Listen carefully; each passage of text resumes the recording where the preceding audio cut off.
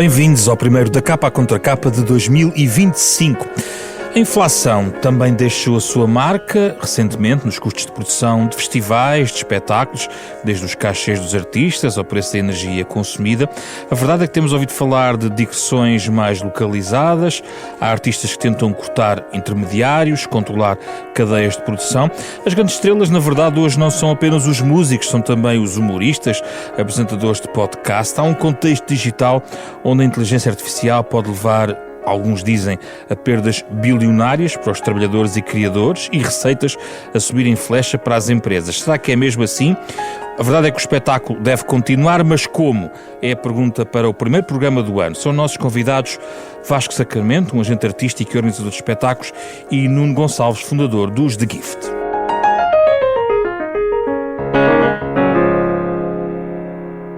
Obrigado pela vossa presença em estúdio. Um gosto de recebê-los aqui no nosso estúdio. Vasco, há uma crise ou não há uma crise na indústria de espetáculo? Não há uma crise. Boa tarde antes de mais e obrigado pelo convite. Eu acho que não há uma crise, mas há uma ameaça no horizonte. Ou seja, o que eu sinto é aquela sensação de sabes, quando tu tens um dia de praia e depois no fim do dia vês as nuvens a chegar e que vem uma tempestade. Eu acho que é isso. E de facto, há dois fatores que contribuem bastante para isso e que foram elencados na introdução. Um é, de facto, o aumento dos custos de produção, que é brutal, nos últimos anos, brutal, e que tem feito, por exemplo, que haja uma crise tremenda nos festivais e haja uma grande quantidade de festivais na Europa toda que está a ser cancelada. Não é um fenómeno exclusivamente português, é uma coisa que está a acontecer bastante na Alemanha, na Inglaterra. Em que medida aumentaram, para as pessoas terem uma ideia? Eu posso dizer que na minha escala, porque eu também sou exportador de música portuguesa, ou enquanto importador de música internacional, tenho as duas vertentes, eu diria que os custos logísticos da operação de um espetáculo aumentaram, sem grande rigor científico, mas eu diria uns 15-20%. E isso faz com que os bilhetes também aumentem. E depois, obviamente, há uma economia mais... O Excel é mais difícil de funcionar e isso fez com que nos últimos anos os festivais tenham tido perdas significativas e há festivais que estão a ser cancelados um pouco por todo lado. Mas a crise é dos espetáculos ou é dos festivais em específico? Eu acho que é principalmente dos festivais. E depois há um outro fenómeno que está a acontecer que é muito interessante e que até seria... imprevisível há pouco tempo, que é, há um regresso, também, o que está a acontecer em Portugal, mas também não é uma exclusividade portuguesa, é uma coisa que também está a acontecer um pouco por todo lado, há um regresso à oferta nacional, ou seja, a globalização fez com que obviamente o gosto se tornasse muito mais uniforme em todo o lado.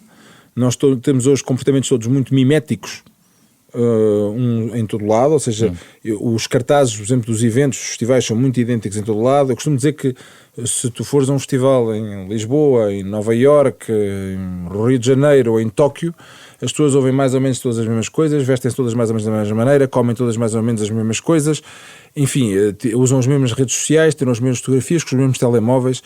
Há uma uniformização do gosto, uma californication do mundo. Sim. Mas, por outro lado, está a acontecer um fenómeno inverso, que é há uma valorização maior daquilo que é local. Em Portugal? Sim, claramente. Tu tens neste momento muitos artistas a fazer, por exemplo, espetáculos na Mel Arena, que era uma coisa que há 10 anos era muito raro haver artistas portugueses que se atrevessem a atirar-se para a maior sala de espetáculos do país, e neste momento não diria que é uma coisa banal, também é um bocadinho exagerado, mas é uma coisa já com bastante regularidade e tem tido excelentes resultados.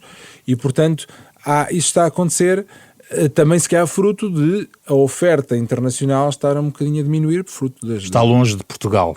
Ou está a ficar mais longe? Está a ficar um bocadinho mais longe, porque aí depois nós temos um outro fator que prejudica a nossa situação, que é a nossa situação periférica. Sim. Nós estamos na ponta da Europa, ou seja, se os custos logísticos e de produção são maiores para toda a gente, para chegar a Portugal ainda mais acrescidos são, não só pela nossa condição periférica, mas também porque, ao contrário de se estivermos em Frankfurt, nós temos num raio de 500 km uma série de cidades de grande dimensão em que eu posso montar a minha digressão fazendo no dia seguinte ou no dia anterior outro espetáculo numa dessas cidades. Em Lisboa, no Porto, não é assim tão fácil, porque a cidade mais perto de grande dimensão é Madrid, que já está a 5, 6 horas de distância, e depois de Madrid também não há mais nada até à fronteira, Barcelona, pronto, e até à fronteira com França. Portanto, a Península Ibérica está um bocadinho mais afastada do resto da Europa, e isso faz com que algumas digressões tenham mais dificuldade em chegar aqui. Nuno, também vês as nuvens negras ao longe? Boa tarde e obrigado pelo convite.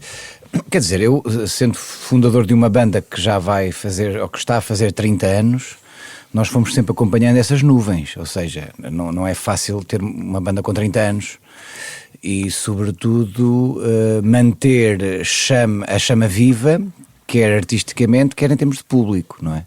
E nós, felizmente, temos-lo conseguido.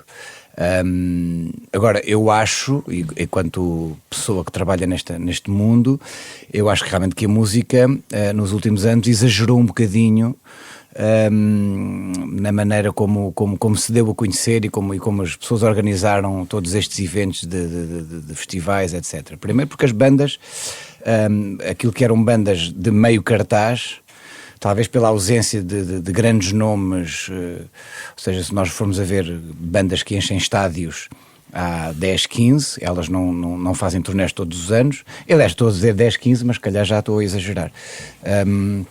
O Chris Martin dos Coldplay dizia há pouco tempo que pertencia ao grupo restrito de 20 pessoas que toca para estádios cheios. E se calhar da história toda.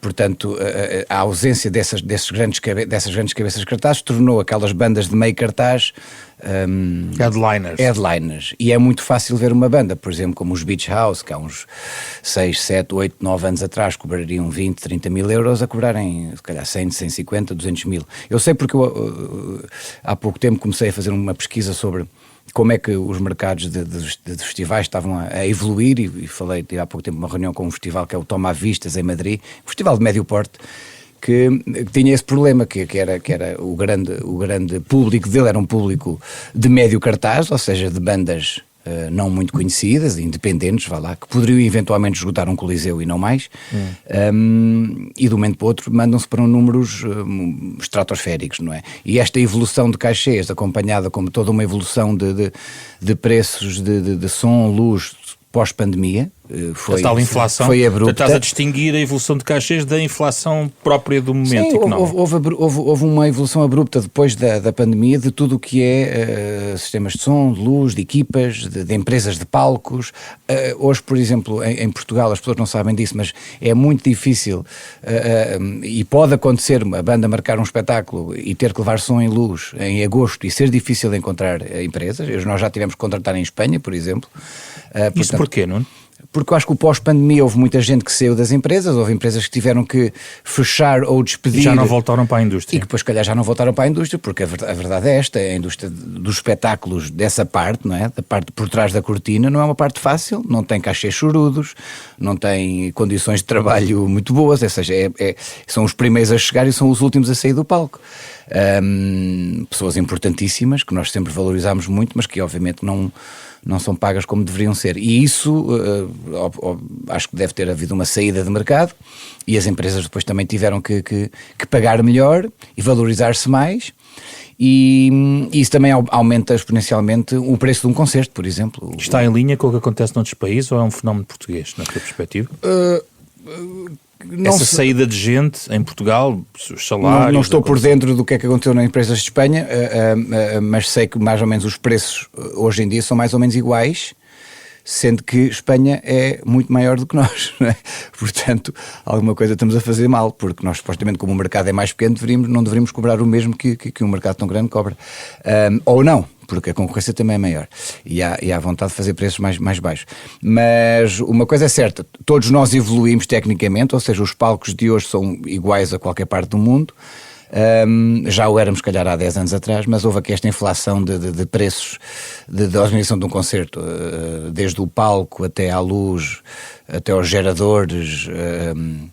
São coisas que influenciaram muito. Isso vai levar a um aumento de preços dos bilhetes, inevitavelmente, sempre? Eu acho que vai levar, das duas, uma, ou os promotores começam a praticar preços muito, muito acima da média, ou vão acabar por a oferta de festivais ser menor, não tenho dúvida nenhuma que que eventualmente a lei de Darwin vai se aplicar aqui.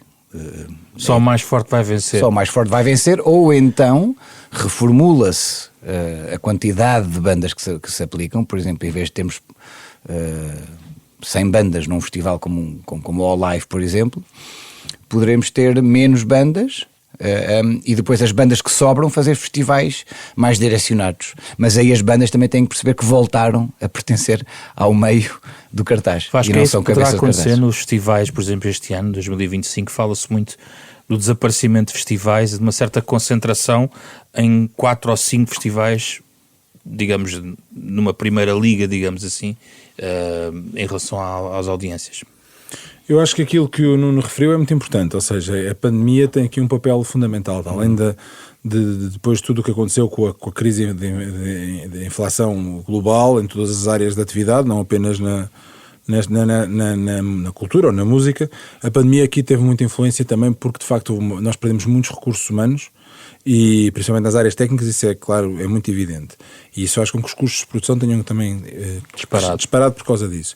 Mas, em relação ao que me dizes, eu acho que não. Eu acho que vai, ou seja, acho que sim, acho que não. Acho que sim que vai haver essa concentração. Porque principalmente na primeira liga dos festivais, digamos assim, há 2 ou 3 players que vão desaparecer, isto é a nível nacional, portanto vai haver menos espaço para tantos artistas virem a Portugal. Não sei se vão assim aparecer esses tais festivais de média dimensão, tenho algumas dúvidas, pelo menos para já. Acho que o que vai acontecer provavelmente é uma diminuição da oferta internacional e eventualmente, não sei se haverá um aumento da oferta nacional, mas pelo menos esses tais artistas, usando uma linguagem meio futebolística, do meio da tabela, digamos assim, vão deixar de vir tanto a Portugal. E usando a linguagem futebolística, a prata da casa, os artistas nacionais vão aguentar os cartazes nos festivais sobrantes? Eu gostava de acreditar que sim, que a resposta que o mercado dê seja uma maior procura por música nacional, e quero acreditar que isso vai acontecer, mas não tenho certeza se será essa a resposta. Acho que vai haver menos oferta no verão, portanto, porque vão haver festivais que vão desaparecer, e se calhar este ano é o primeiro ano de um fenómeno que vai continuar nos próximos anos, portanto, se calhar a coisa não ficará por aqui. Sim.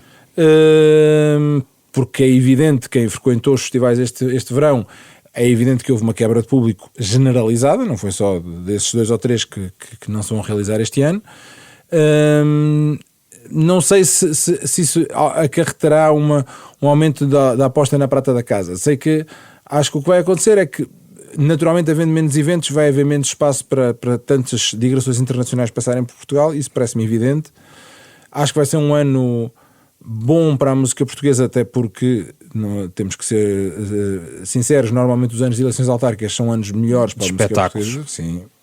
E este ano há que distinguir festivais de um lado e espetáculos do outro, não é? Exatamente. Mas não, o que eu acho é que aquilo que não for, neste momento, tudo que quando estamos a falar de música é tudo muito mensurável, porque o digital trouxe isso à música, não é? Tudo é números, tudo é medível, tudo é muito concreto, tudo é muito imediato, e acho que aquilo que imediatamente não se traduzir em bilhetes vendidos vai sofrer uma quebra. Em relação à prata da casa, acho que o pechisbeck vindo de fora, infelizmente, ainda vale mais do que a prata e o ouro da casa. Sobretudo hoje em dia, quando vemos estes fenómenos ou seja, eu sou de uma geração que a música boa era aquela que era boa, e hoje em dia a música boa é aquela que funciona. É uma grande diferença para quem compõe. Eu vejo colegas meus a compor música que funciona e não a música que querem fazer. Isso é um problema logo de base, de que música é que estamos a oferecer às pessoas. Depois, quando vejo que os primeiros grandes nomes dos grandes festivais são estrelas de TikTok de 15 segundos de música, 20 segundos de música, também começa a perguntar que música é esta que nós queremos dar para as gerações vindouras, não é? O que é isto que estamos a fazer? Ainda há pouco tempo vi um anúncio de um festival que dizia: esta foi a música, ou a das músicas mais tocadas, e ele vai estar no palco principal, mas depois ninguém conhecia o nome. Ou seja, qualquer dia os anúncios dos festivais têm que dizer: vai este artista que canta aquela. não é? Porque as pessoas não sabem o nome, não sabem a cor, não sabem de que pessoa é Então, que é, quem não sabem a faz capa isso, do disco. como é que sobrevive Pronto, nesse não sei, mas de alguma maneira, se calhar, eu não tenho TikTok, por exemplo, se calhar é por aí que hoje em dia se pode vender grande parte dos festivais, até porque os grandes sucessos mundiais vêm dessas plataformas. Mas achas que vais tocar menos em 2025? Não, os Gift sempre tiveram nós temos sempre o nosso mercado, nós quando, por exemplo, lançamos um disco com um coro clássico, não é? E fazemos 75 datas, não nos podemos queixar de absolutamente nada, não é? Em teatros e praças. Portanto, nós os GIF, felizmente, como eu disse no início, sempre tivemos as nossas montanhas para escalar, e sempre soubemos bem do caminho que tínhamos que traçar, e esta nossa independência trouxe-nos muita astúcia de como é que podemos seguir o nosso caminho. Deixa-me só aqui ajudar o ouvinte só a explicar uma coisa, e talvez tu possas explicar melhor, porque talvez não saibam, que os GIFT desde o início, e também a tua presença aqui tem um pouco a ver com isso, em relação àquilo que é a indústria musical e o conjunto de componentes que ela tem, os GIFT posicionaram-se de uma forma um pouco diferente desde o seu início, deste ponto de vista. E eu pergunto se a resistência, a resiliência, como se diz agora, da banda até ao vivo se reflete um pouco essa independência e a não dispersão de dinheiro por intermediários ou não é? Autonomia. Existe sempre intermediários, quer dizer, eu percebo que uma variação de câmara da cultura não queira ser ela a ligar para os artistas ou para os agentes. O Vasco faz esse trabalho, há montes de agentes capazes de fazer esse trabalho, de muitas das vezes funcionar não só como agentes, mas também como diretores artísticos, ou seja, quando se faz, por exemplo, uma feira, a Feira de São Bernardo em Alcobaça, por exemplo, que já leva lá a Bárbara Tinoco, a Pedro Brunhosa, a Slow J, quer dizer, uma palete de públicos, e consegue levar em frente ao Mosteiro de Alcobaça 15, 20, 25 mil pessoas por noite. Isto já não é umas festividades locais, é quase um festival, não é? E tem que ter uma direção artística, tem que se perceber para que dia é que vamos... O Vasco tem essa responsabilidade em alguns pontos. Com certeza, não é? E bandas do Vasco, e bandas do Vasco também vão a estes certames, e os GIF também entram nestes certames, somos convidados por agentes para tocar. Eu tenho pena que os festivais de verão em si mesmo, estamos a falar não há muitos, pronto, mas fomos a ver os cartazes de Primavera Sound, de Nós Alive, de Vodafone Paredes de Cora. Eu acho que o facto de haver muitas bandas internacionais, as bandas portuguesas ficam um bocadinho mais diluídas. Eu acho que poderia haver uma aposta maior nesse sentido. Mas, por exemplo, há outras coisas. Temos um palco de comédia, por exemplo, só com comediantes portugueses, ou seja, é uma maneira nova do entretenimento também furar por estes eventos. Nós estamos a falar de música, sim, mas o entretenimento hoje em dia é muito mais do que isso. Já vou a isso. Vasco, é possível montar ou consegue a sustentabilidade da questão, por exemplo, um festival como o Festival F, por exemplo? Sim. Que é um exemplo também de uma organização com base em muita mão de obra portuguesa, digamos assim, do ponto de vista criativo. É possível romper nesta lógica do TikTok internacionalizado que o Nuno estava aqui a descrever? No Festival F é um bocadinho, mas porque lá está um festival com regras muito próprias. É um festival exclusivamente dedicado à música portuguesa, à música nacional, ou abrindo algumas exceções para a música lusófona, mas música tendencialmente portuguesa. E portanto está um bocadinho mais resguardado desse ponto de vista destes mega fenómenos globais de que o Nuno falou, mas mesmo assim eu também noto, porque nós temos sempre o cuidado de nós temos 9 palcos, desde o palco principal onde tocam as grandes estrelas, onde os Gift já tocaram, sim. Até aos palcos mais pequenos onde tocam os mais emergentes ou que estão a começar, etc. E é possível manter 9 palcos? Todos os anos. E nunca tivemos nenhum artista a tocar mais que 3 vezes. O máximo que tivemos até agora foi 3 vezes no F. Portanto, quando nós começámos havia aquela coisa, a música portuguesa não, existe muita criação nacional. Quantos anos tem o festival? Já tem, este ano vai ser o 10º ano, já tem 12 anos, mas como houve os 2 anos da pandemia. Só foram uma vez, por exemplo. Mas foram 2 já, não foram 2? Acho que foram 2. Talvez 2, não sei. Mas é isso, portanto, existe, quando o festival começou, havia aquele pânico de a música portuguesa não aguenta um festival com estas dimensões anual, mas não é verdade. Felizmente há muita criação, e não só, eu sei que sou suspeito para dizer isto, mas eu acho que o futuro da música portuguesa devia passar por mais eventos como o Festival F, porque aquilo que nós fazemos é uma coisa que é sustentada financeiramente, autossuficiente, que é uma oferta qualificada para aquele território, e que portanto, que se paga a si próprio através dos diversas fontes de rendimento que tem, da parceria com a autarquia, da bilheteira, dos patrocínios, dos consumos, e é isso que faz falta à música Concordas, nacional. Nuno? Concordo, plenamente. Eu acho que se existissem 6 festivais Fs, ou o F, ou o A de Alcobaça, ou o B de Barcelos, poderíamos valorizar um bocadinho mais.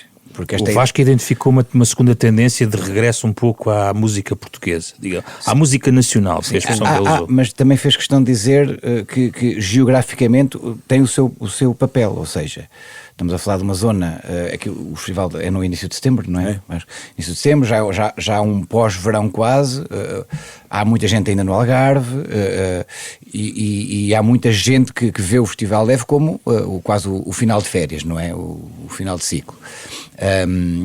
Isso é uma coisa muito regional. Eu acho que se as autarquias conseguissem ter essa visão de perceber que em certos e determinados fins de semana poderíamos fazer esse tipo de coisas, eu acho que poderia funcionar. Obviamente, se formos combater no mesmo fim de semana de um Nós Alive, ou de um Vodafone Paris de Cor, ou de um Primavera Sound, será mais difícil, não é? Mas se o calendário for bem medido, parece a mim que há possibilidades de haver outros. Quando estás a falar disto? Um Portugal ao vivo no estado de Alvalade, já tenho mais dúvidas. Sim, Portugal ao vivo foi há 30 anos. Depois houve 93, acho eu, não foi? Houve depois uma tentativa que não correu bem. Que não correu muito bem. Depois de um estádio de uma banda portuguesa, que foram os GNR. No ano anterior, Rock in Rio Douro. Não estavas a falar de autarquias, o que nos leva para os apoios públicos. Como é que vês os apoios públicos nesta? Achas que há uma obrigação? Achas que é preciso apoio público nesta matéria? Olha, eu tenho que dar aqui uma coisa quase em primeira mão. Eu acho que em breve vou assumir uma parte de direção artística de um espaço em Alcobaça, e tenho-me preocupado muito com isso. Porque eu acho que a cultura deve haver investimento na cultura, mas nós também temos que perceber que a cultura hoje em dia pode ser uma indústria, pode-se não ganhar muito dinheiro com a indústria da cultura, mas pode-se também não perder. E eu, se preferir, se achar que o dinheiro autárquico possa ir para um hospital e para uma escola, prefiro e organizar um concerto que, como o Vasco disse, que se consiga pagar a si mesmo, com bilhetes, com apoios, com patrocínios, com o que nós... Vais entrar na programação pública, é isso que queres dizer? Sim, se tudo correr bem, sim. Mas uma notícia em primeira mão. É uma notícia em primeira mão. Logo na primeira edição. É uma notícia em primeira mão, sim. Ainda não está contrato assinado, mas acho que à partida não vai ser por isso. Que é em Alcobaça. E o que é que vais fazer? Eu vou fazer a direção artística, a programação. Cine-teatro? Não, do multiuso, de um espaço que se vai chamar Panorama, que é um espaço que tem 5.000 pessoas numa sala, 1.600 noutra sala, se for sentados é 2.300, 780 por aí. E eu tenho pensado muito nesta ideia de o que é que nós poderemos fazer para que numa região que tem apreço pela cultura, que tem tradição em bandas, que já tive também o Clínica há muitos anos atrás, que era um clube que fazia muitas vezes parcerias com o Lux, com o Indústria em Lisboa, obviamente uma coisa mais da área de dança, mas também com bandas. O que é que hoje em dia nós poderemos fazer para que este apoio estatal não seja um fundo perdido? Ou seja, é sempre ganho, porque nós estamos sempre a trazer cultura e coisas novas às novas gerações. Já não estamos no debate dos concertos gratuitos, pois não? Não, de todo. Porque houve uma fase em que isso se debateu, não é? Sim, e atenção, eu acho que ninguém pode levar a mal de uma Câmara Municipal querer oferecer à sua população a feira, não é? Que sempre houve. Eu acho que eventualmente um ou outro evento dessas feiras poderia ser pago, essa é a minha visão. Mas não leva a mal num ano inteiro haver 3 dias gratuitos para a população poder ver música com o Rui Veloso, com o Pedro Brunhosa, com os Gift, com quem for. Agora, obviamente, se eu trouxer um concerto específico a um multiuso, por exemplo, de uma coisa, ou de um festival de um dia com várias bandas internacionais e nacionais, eu acho que aí obviamente não podemos a temática do de Borla não pode acontecer, porque isso não faz muito sentido.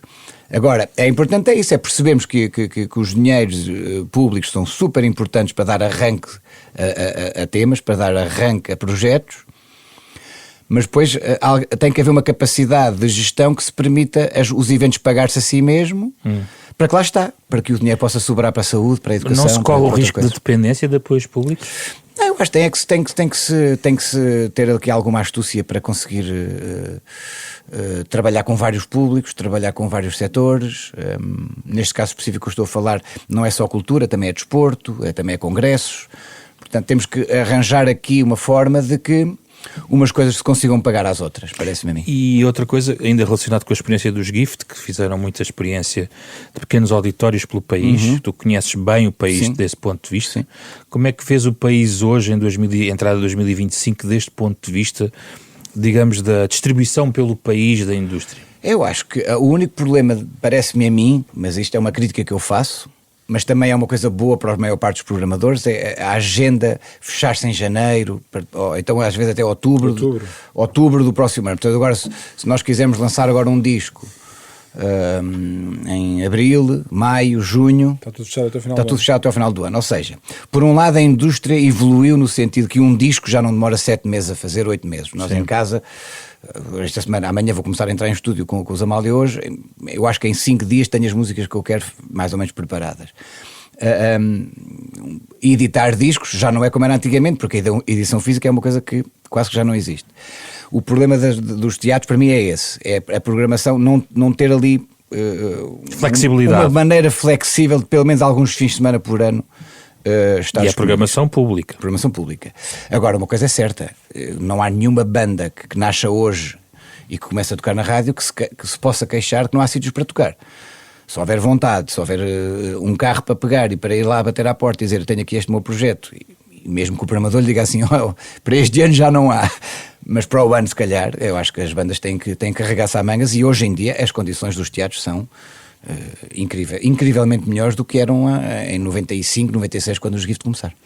Vasco, as autarquias são decisivas desse ponto de vista como contratadores, contratam a festivais. É possível fazer mais e também carece aqui outro tipo de estruturas para que seja mais disseminado pelo país, para que não seja só litoral e macrocéfalo ligado a Lisboa e Porto?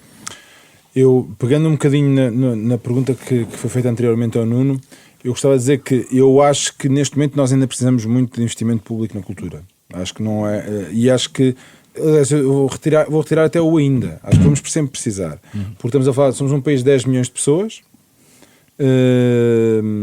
O mercado somos um país geograficamente muito desequilibrado, em que quase toda a gente vive num eixo que vai de Braga a Setúbal. Sim. Um eixo litoral, não é? 70%. Pronto, e portanto temos a grande parte do nosso território muito abandonado, muito envelhecido, e portanto é fulcral, será sempre fulcral a ação do dinheiro público, principalmente das autarquias locais, para haver oferta cultural, porque é muito difícil haver oferta cultural numa grande parte do território se não for através de dinheiros públicos, e acho que não podemos acreditar num país que funciona de outra maneira, acho eu.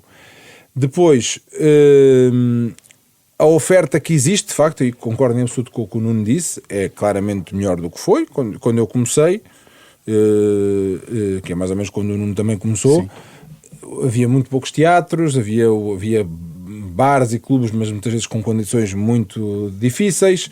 Os próprios teatros eram muito mal equipados, etc. Estavam todos a precisar de obras, e de facto aí o país deu um grande salto. Eu acho que ao nível das infraestruturas, precisa dar um salto seguinte, que é para conseguir chegar às novas gerações. Hoje em dia o que eu sinto quando vou aos teatros é que a média etária, independentemente de qual é a oferta que está em cima do palco, a média etária do público é alta. Ou seja, é preciso chamar mais jovens para essas salas? Não é preciso chamar mais jovens para essas salas, é preciso criar salas que sejam adequadas àquelas que são os hábitos culturais dos miúdos que hoje em dia têm 18, 20, 25 anos. Ou seja, não hoje em dia... a educação dos miúdos que está mal. Mas eu não sei se é uma luta inglória. Eu percebo o que tu queres dizer, mas hoje em dia conseguir sentar um miúdo de 16, 18 anos durante 2 horas sem telemóvel, concentrado num teatro, a assistir a qualquer coisa que está a acontecer num palco, é um grande desafio. E eu acho que nós precisamos de salas mais multidisciplinares, que é uma coisa que já acontece no resto da Europa há muito tempo. Eu com as digressões todas que fiz lá fora, até inclusivamente com o Fado, vi muitas dessas salas a funcionar, muitas o Nuno conhece também, e os Gift já passaram em algumas delas, o Paradiso em Amsterdão, o Fabrique em Hamburgo, enfim, há muitas, em Londres há dezenas, em Paris também. O que é que distingue essas instalações? São salas muito mais multidisciplinares, um bocadinho a imagem do que é, por exemplo, o Capitólio em Lisboa. São salas que podem um dia funcionar como uma bancada ou com uma plateia com um teatro clássico, e no dia seguinte retira-se aquilo tudo e aquilo é uma black box, e pode ser um clube, ou até no dia seguinte pode ser uma passagem de modelos, ou pode ser uma peça de teatro, ou pode ser um espetáculo de dança, ou uma conferência. Pronto. E isso é muito importante para nós conseguirmos atrair as novas gerações aos teatros. E até porque não só, há uma grande parte da música portuguesa que não cabe nos teatros, ou seja, há bocado falou-se, por exemplo, do Slow J. O hip-hop no teatro não é um território, não é um espaço amigável, digamos assim, para receber teatro. Portanto, nós ainda temos muita coisa para fazer, quer ao nível das infraestruturas, quer depois ao nível também da programação. Tem flexibilidade da tal programação? Sim, mas eu acho que é indispensável fazê-lo com as autarquias. Com o Governo Central, obviamente, tem sempre que tutelar tudo, mas com as autarquias, porque é um dos desígnios das autarquias, é exatamente a oferta cultural, é uma das suas obrigações constitucionais. Mas eu também estou completamente de acordo com isso. E quão urgente é isso? Não, isso, quer dizer, eu acho que nós, enquanto indústria portuguesa de música, não nos podemos queixar muito das autarquias, porque... Não, nada. Antes, pelo contrário, porque se não fosse estes concertos anuais dos feriados da cidade, os 25 de Abril... Não havia indústria musical. Não havia indústria em Portugal. Não havia indústria, não havia bandas, era difícil viver-se disto. Os ingleses estão a procurar, os ingleses querem... A anterior era que se conseguíssemos, através desses apoios camarários, depois conseguir não perder dinheiro, melhor ainda. É isso que eu... Os ingleses estão a estudar a possibilidade de pedir aos grandes espetáculos que consigam dar uma libra por bilhete vendido, acima de 5.500 pessoas, a favor dos pequenos clubes e festivais, porque perderam muito e há muita gente que vive disso. Acho uma boa ideia. Acho uma excelente ideia. Excelente ideia. Excelente ideia. Apesar deles terem diminuído muito o número de festivais, tiveram uma grande quebra, mas vi há pouquinho que o Glastonbury foi vendido em 30 horas ou 30 minutos. Mas o Glastonbury é um caso... O Glastonbury é um caso... Pronto, sim, mas esses festivais têm tido também a sua crise. Aliás... Outra questão que se colocava, que é a questão temática. Há muitos festivais temáticos pelo mundo.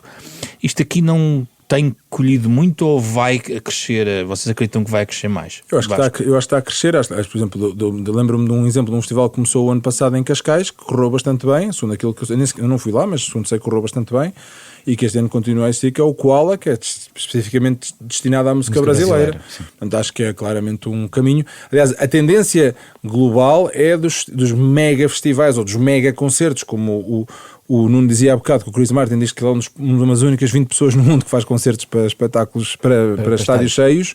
A tendência tem sido um bocadinho voltar a uma escala mais humana, e mais festivais de média dimensão, etc., ou concertos de média dimensão. Com alguma nostalgia pelo meio, algumas bandas mais antigas, é porque o público é mais velho?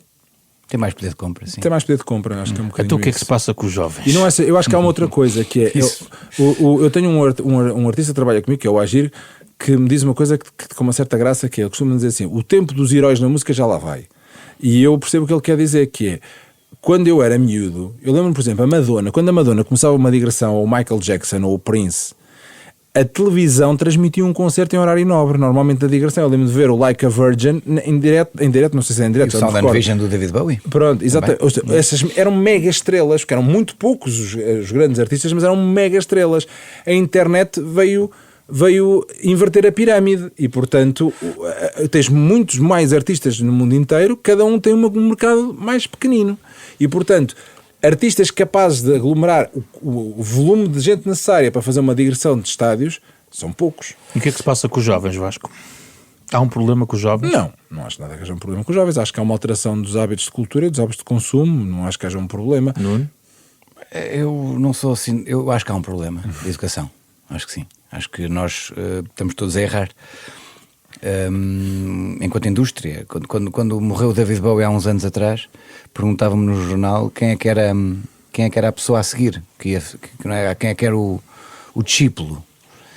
E eu tive que concordar com que erramos todos. A indústria errou, não há espaço hoje em dia para... É verdade, se calhar já não há espaço para heróis, mas caramba, comparar o David Bowie de hoje com o grande artista pop de hoje em dia, o David Bowie é Mozart, não é? Quer dizer, e mesmo até a Madonna, comparar a Madonna com a grande artista pop de hoje em dia... Taylor Swift?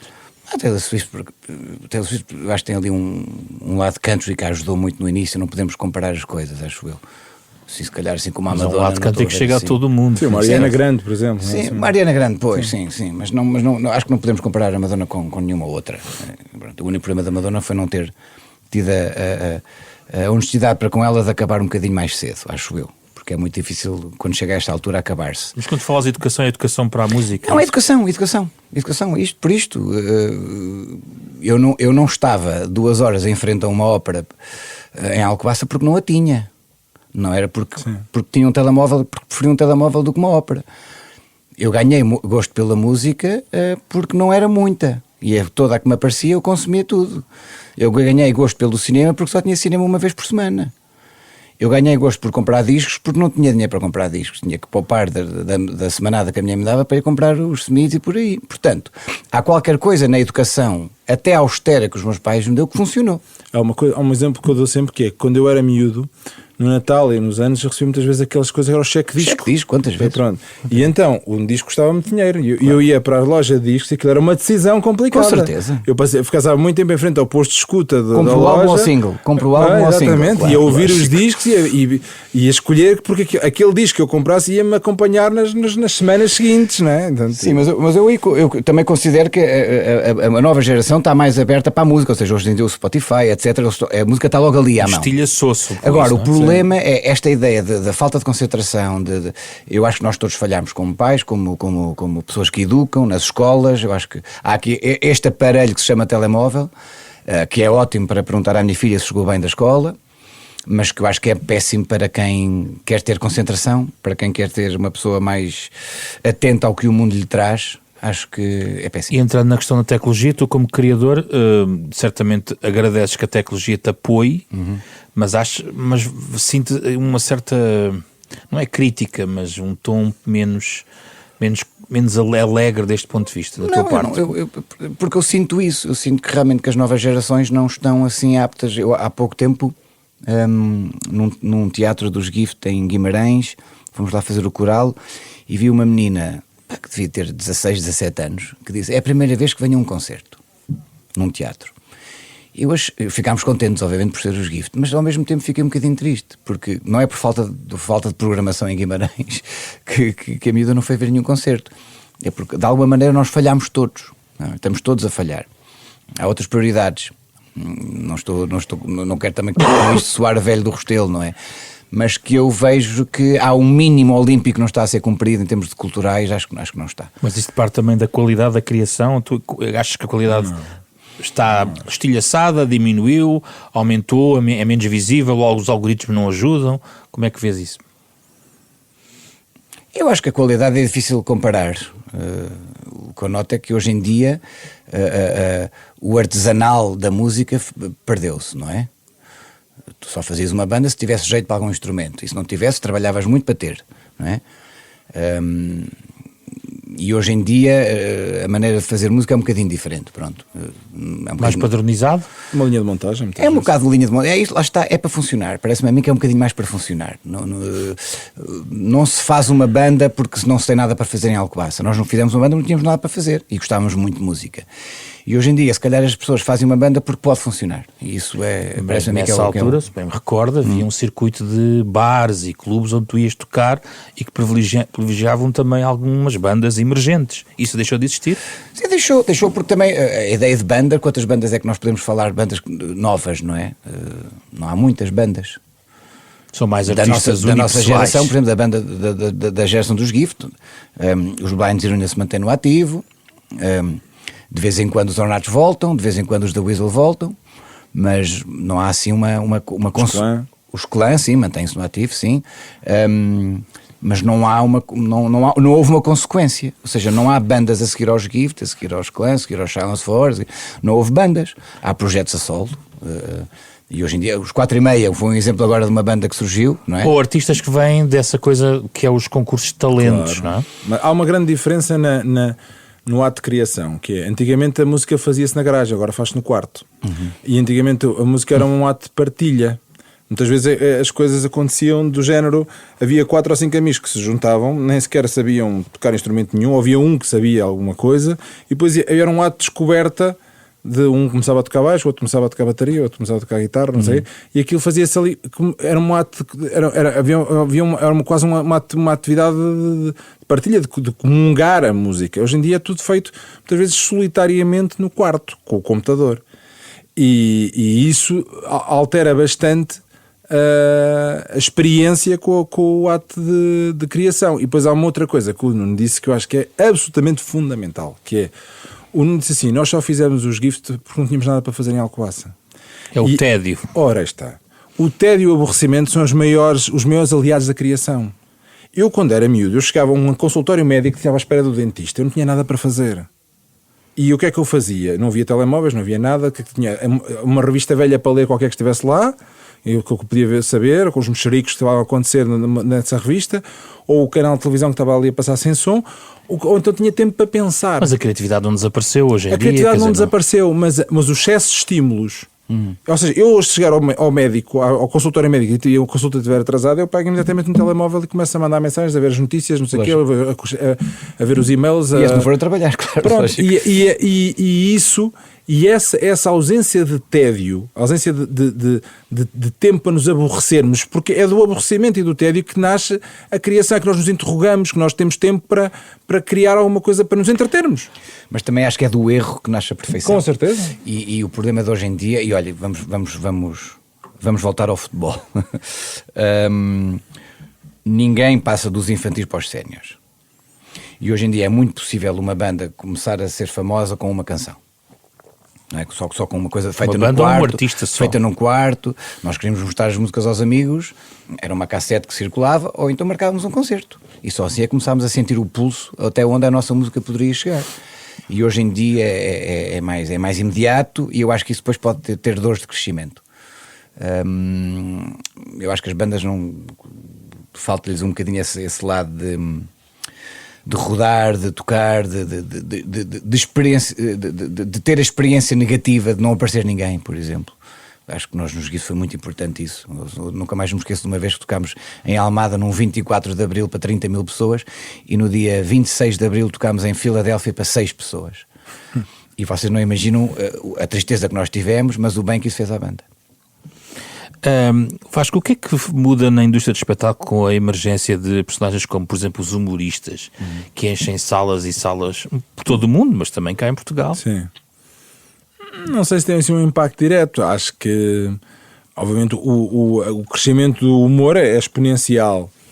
Está nos alinhamentos dos festivais de verão. Não, totalmente, sim. E hoje em dia, muitas vezes, é mais fácil um humorista encher o Coliseu do que um artista de música, não é? E isso significa alguma coisa. Eu acho que tem um bocadinho a ver com...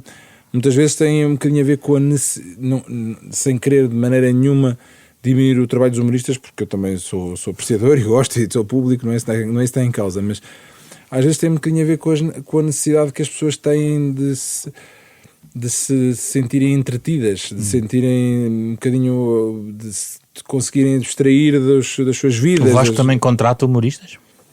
Mas já o fiz esporadicamente, mas regularmente mas não inclui num festival de música?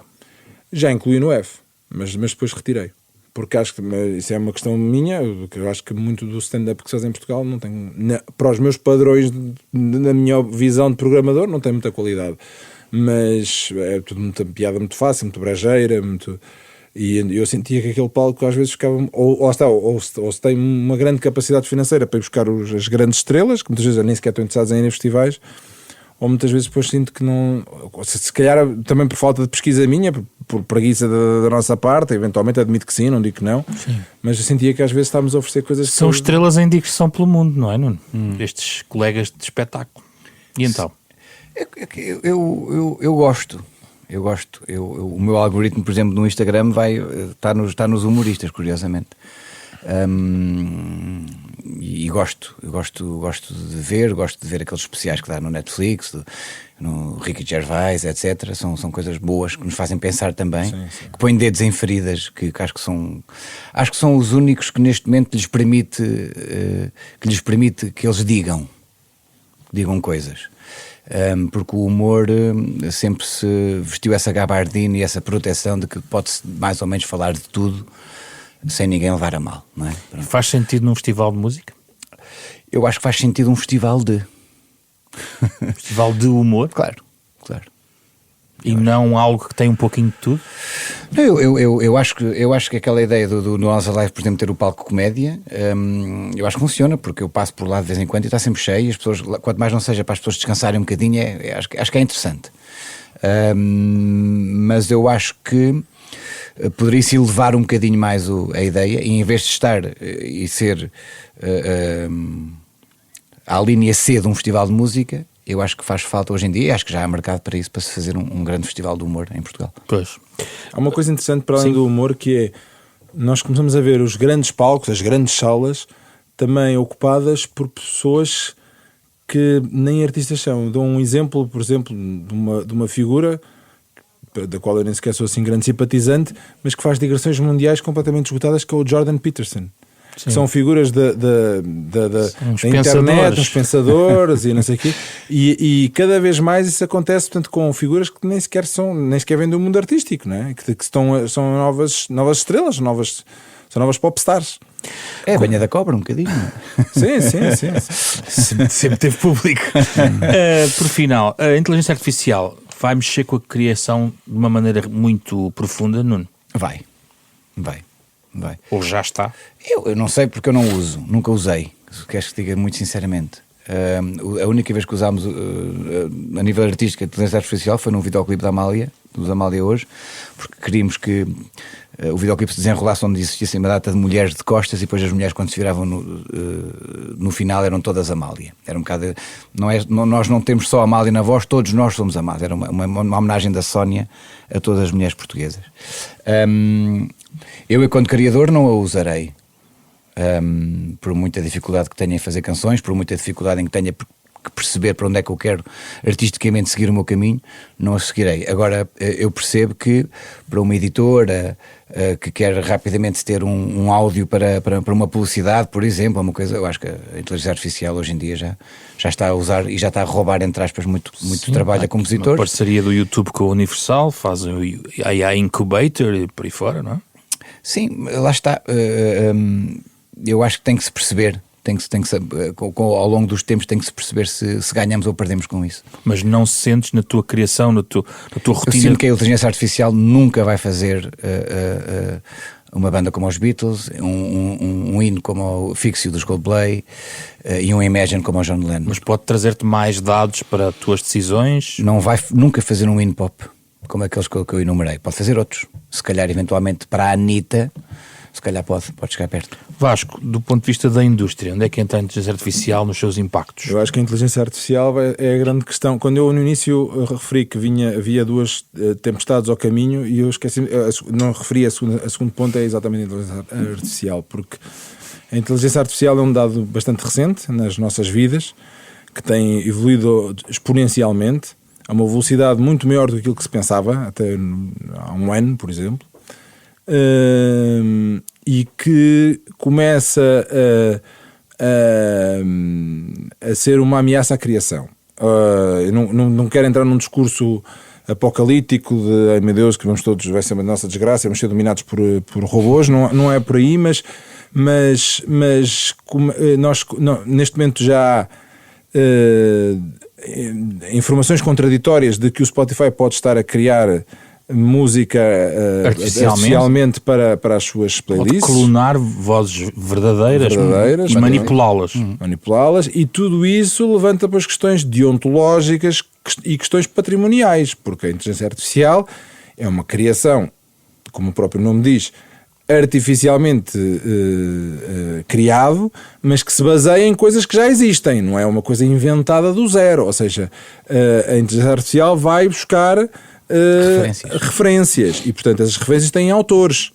E, portanto, tudo isto já vai gerar muita... Guerras judiciais? Com certeza, mas não é só... Atenção, isto não é um problema. Isto vai acontecer quando a internet explodiu, no início foi um problema da indústria musical. E eu acho que, por exemplo, muitas vezes os intervenientes da indústria musical foram abandonados pelo resto das pessoas. Ficaram muito sozinhos no início, foram os primeiros a ser atacados pelo Napster e pelo MP3 e por aí fora, e com as cópias e por aí fora. E depois a internet avançou vorazmente para o jornalismo, para o software, para as televisões, e está a chegar a todo lado. Já chegou a todo lado.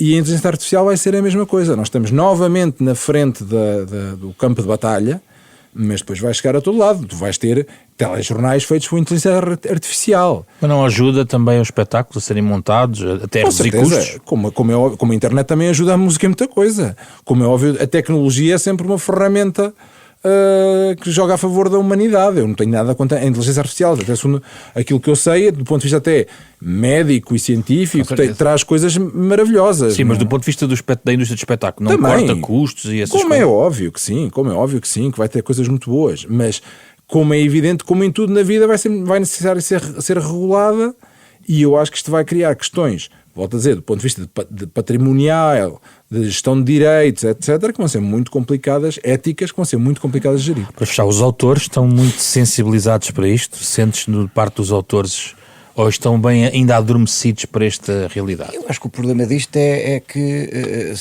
havia uma maneira muito simples de que a inteligência artificial não fosse um problema para a indústria. Era as editoras dizer, nós não usamos. E se isto transcender as editoras? Vai transcender as editoras, não? Sim, mas então aí vai obviamente prejudicar os autores, lógico, claro que sim. Já prejudica quando tens algoritmos na tua distribuição da tua música, não é? Desse ponto de vista? Isso sim, claro, mas isso... As tuas receitas desse ponto de vista são mínimas. Sim, mas isso é a maneira como o negócio está feito, isso era outro programa para isso. Nós, durante anos e anos, combatemos o dinheiro que era pago à pessoa que fazia os programas de rádio, não era? E agora não se controla. Por que razão é que eu, quando estou a correr e a seguir uma música dos Gift, aparece a banda X? É porque é por obra do Espírito Santo? Não, é porque o algoritmo foi trabalhado para aparecer aquela, e se calhar pago. Portanto, aquele cheque que antes se pagava por baixo da porta para que uma banda passasse mais do que a outra, hoje em dia, com os likes e com as partilhas, muitas vezes entramos por números e por esquemas um bocadinho estranhos. Eu todos os dias recebo na minha conta associada ao Spotify que, se quiseres crescer os teus números 3 vezes mais, contacta-nos.